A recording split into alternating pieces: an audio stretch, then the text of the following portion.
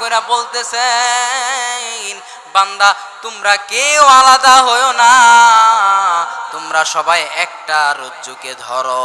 ও দুনিয়ার মানুষ, আল্লাহ তাআলা জানায়া দিতেছেন অন্য জায়গায় যায়ও না। আমি গত জুমার মধ্যেও বয়ান করেছি, ওয়াতাসিমু বিহাবলিল্লাহি জামিআ ওয়াতাসিমু বিহাবলিল্লাহি জামিআ ওয়া লা তাফাররাকু। আল্লাহ তাআলা বড় আবেগ নিয়ে ডাক দিয়ে বলতেছেন, অন্যদিকে যায়ও না, পার্থক্য সৃষ্টি করো না, সবাই একজনকে ধরো, সবাই একজনকে আঁকড়া ধরো। ও মুসলমান, একজন আরেকজনকে ধরো। আমাদেরকে শয়তান ইবলিস আমাদেরকে ধোঁকা দিয়া বিভিন্ন ভাবে বিভক্ত করার চেষ্টা করবে। সমাজের ওই মানুষগুলি শ্রেষ্ঠ মানুষ, যেই মানুষগুলি সবাইকে এক করবে। আল্লাহ তাআলা বলেন, ওয়াতাসিমু বিহাবলিল্লাহি জামিআ, তোমরা সবাই একজনকে আরেকজনকে ধরো। আল্লাহর রাসূলের আদর্শ, একজন আরেকজনকে ধরার জন্য কি সূরত অবলম্বন করতে হবে। সবাই দিল থেকে একটা জিনিস মনোযোগ দিয়ে বয়ানটাকে সামনে শোনার চেষ্টা করি। এক নাম্বার কাজ, আয় আল্লাহ, আপনাকে রাজি খুশি করার জন্য ওয়াতাসিমু বিহাবলিল্লাহি জামিআ, আল্লাহ আপনার এই আয়াতের উপর আমলের জন্য আজ থেকে অন্তরের মধ্যে আর কোনো হিংসা না রাইখা আল্লাহ আপনার এই আয়াতের উপর অটল থাকার জন্য আমরা একজন আরেকজনকে ধরবো। কষ্ট হলেও ধরবো, একজন আরেকজনকে ছাড়বো না। আল্লাহ জানা দেয়, এই একজন আরেকজনকে ধরার জন্য তোমরা কোন পথ অবলম্বন করবা। আল্লাহ তাআলা জানা দেয়, মুহাম্মাদুর রাসূলুল্লাহকে তোমরা এক নাম্বার ধরো। রাসূল রাষ্ট্রপ্রধান রাষ্ট্রের মধ্যে থাইকা সমস্ত সাহাবায়ে কেরামদেরকে এক করলেন, সবাইকে এক করলেন। এক করে করে বলছেন, একজন আরেকজনের সাথে কোনো দ্বন্দ্ব করবা না। দ্বন্দ্ব হয়েই গেছে। আল্লাহর রাসূল বলছেন, আমার সামনে আসো। রাসূলের সামনে গেলেন, খুব মনোযোগ দেন।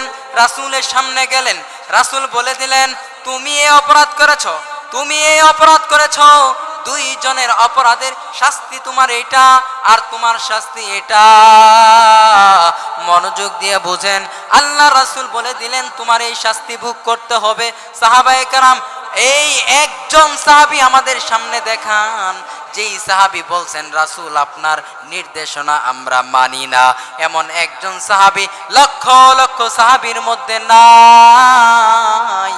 আল্লাহর রাসূল জানায়া দেয়, সমাজ যেদিন একজন লিডারের আন্ডারে, সমাজ যেদিন একজন নেতার আন্ডারে কোরআনকে সামনে রাইখা সমাধান করবে, সমাজের একজন মানুষও যখন বলবে হুজুর আমি আপনার কথা মানি না, এই কথা বলনেওয়ালা সমাজের মধ্যে যেদিন থাকবে না, হুজুরকে বড় মূল্যায়ন করবে, ওই দিন ওই সমাজের সব ফিতনাগুলি দূর হয়ে যাবে।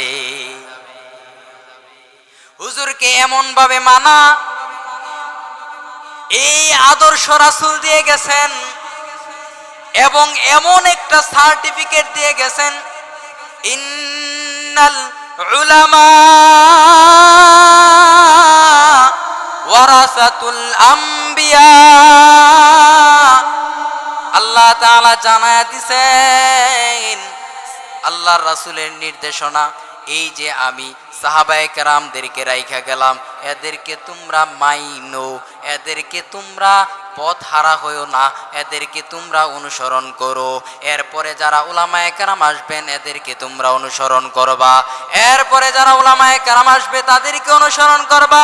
কিয়ামত পর্যন্ত যত উলামায়ে কেরাম আসবে তাদেরকে তোমরা মানবা। আল্লাহর রাসূলের একটা নির্দেশনা আমাদের সমাজে আজকে নাই, যার জন্য সমাজের মধ্যে হাজারো হাজারো অপরাধ সংগঠিত হচ্ছে।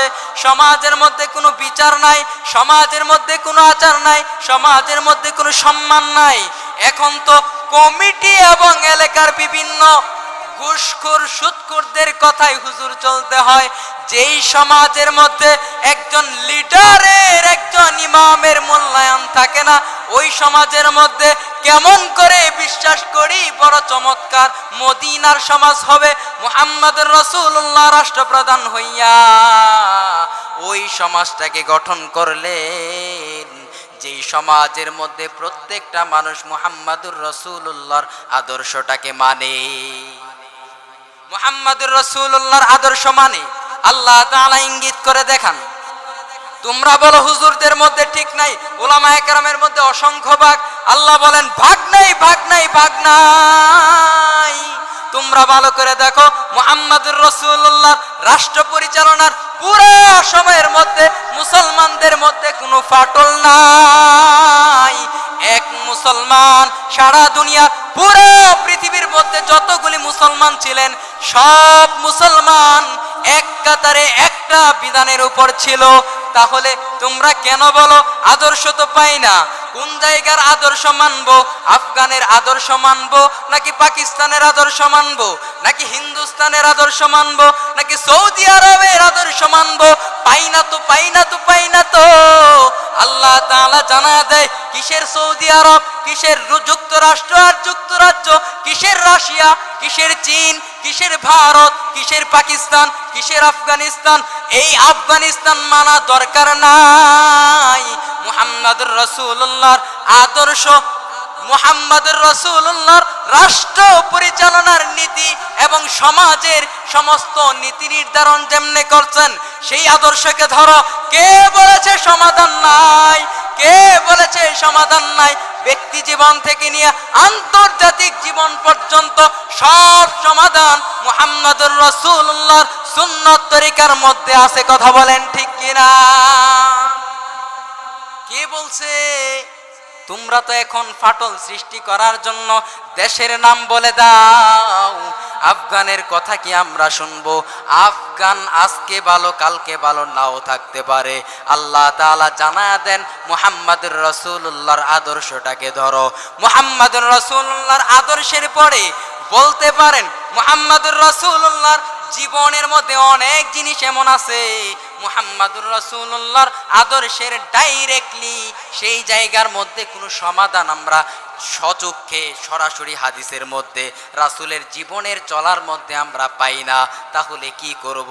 এখন অবস্থা কি? এখন সমাধান কেমনে করব?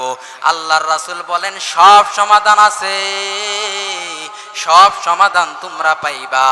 এক নাম্বার সমাধান আল্লাহর রাসূল বলছেন, আমি যখন দুনিয়াতে থাকবো না, আমি যখন দুনিয়াতে থাকবো না আদর্শ মানার ক্ষেত্রে করবা কি? আমি যখন দুনিয়াতে নাই ওই সময় আমি এই যুগের মধ্যে এমন স্বর্ণ দ্বারা খচিত সোনালী যুগের কিছু মানুষ তৈরি করে দিয়ে গেলাম, এমন মানুষ তৈরি করলাম। এই মানুষগুলিকে তোমরা অনুসরণ করবা, এই মানুষগুলিকে সাহাবায়ে কেরাম এদেরকে ধরবা, এদেরকে ধরার পরে এদের আদর্শকে ধরবা। আমি মুহাম্মদুর রাসূলুল্লাহর আদর্শ আর সাহাবায়ে কেরামের আদর্শ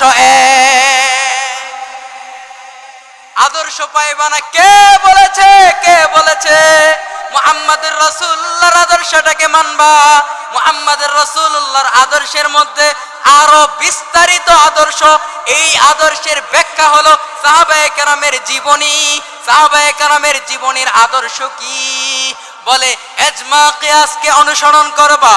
পুরো পৃথিবীর মধ্যে ফতোয়া বিভাগ আছে, সমস্ত সমস্যার সমাধানগুলি পবিত্র কুরআনুল কারীমের মাসআলা থেকে বের করে দেওয়া হয়েছে।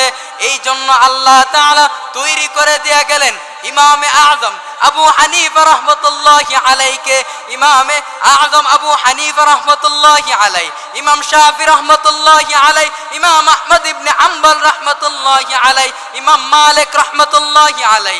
তাদের মাসআলা দিয়ে দিয়েছেন, সমাধান নাই। কে বলছে? কে বলছে?